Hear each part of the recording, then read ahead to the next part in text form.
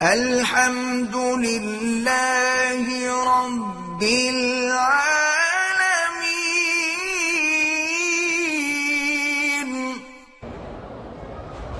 اگر یہ آدمی معذور ہے، مجبوری ہے اس کو، تو ایک وضو سے دونوں جماعتیں ملا سکتا ہے، ظہر عصر اور پھر مغرب عشاء۔ صدقے کا گوشت خیرات کریں، خود نہیں کھایا جاتا۔ آپ کو قضا نمازوں کا عدد یاد نہیں ہے، لیکن توبہ کریں اور پھر پڑھتے رہیں۔ عورتوں کو قبرستان میں جانا منع ہے۔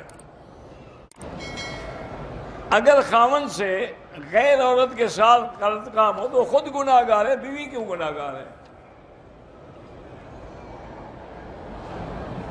اگر قمیص پر کسی جانور یا پرندے کی تصویر ہو تو اس کو نہیں پہننا چاہیے اور نہ اس سے نماز پڑھیں۔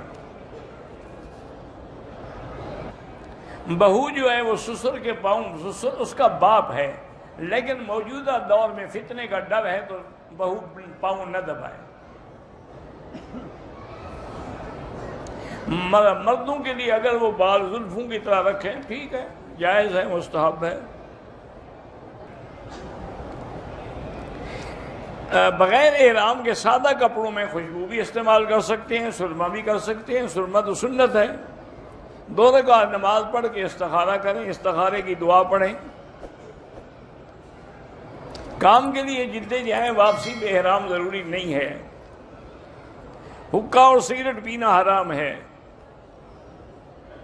رکن یمانی کو بوسہ نہیں دینا ہے، ہاتھ سے استلام کرنا ہے۔